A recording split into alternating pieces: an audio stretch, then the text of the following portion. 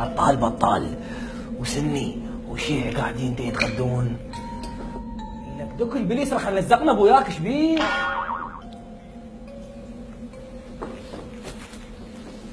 اقول لك اقرا جريده. عافيه عافيه. هاي شنو هاي؟ مو قاعد نزقنا يا اخي، ادعوا في الجريده الله يخليك. لحظة علاء لحظة، خلينا نشوف الأخبار. شوف دول ايش سووا بالبلد. شرفك يعني دول اللي متابعين دول يا دولة دول ما بدي احكي خليها سكتة. انت لا متى تبقى ساكت على هاي الذله والمهانه؟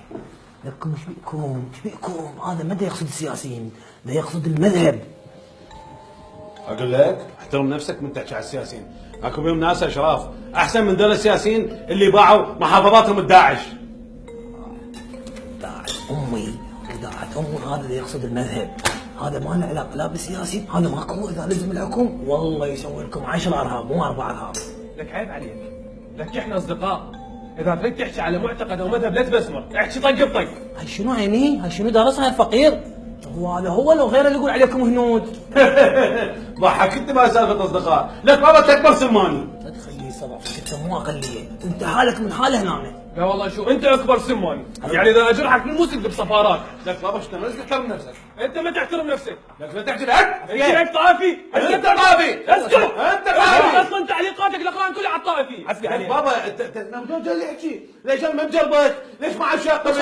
ليش انا ما عرفت شنو منه؟ اسكت اسكت هسه هسه كمان بعد ما اعرفك انا. اطلب الناس هاي شو تسوي؟ لا ادفع حساب. اقعد اقعد. والله ما يصير، والله ما يصير. والله العظيم ما يصير. ابد على لا لا من يمي لا. هسه انت اول مره تدفع. لعبت البارحه مو عزمتني؟ شنو طرطور هنا واقف اني؟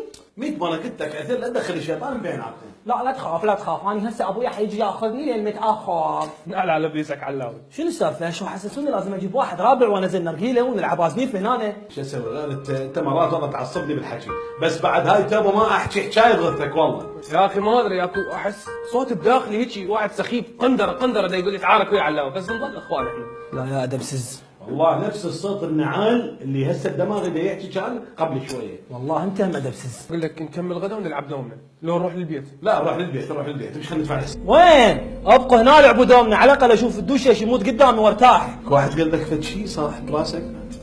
خلينا نلعب دومنا. يلا.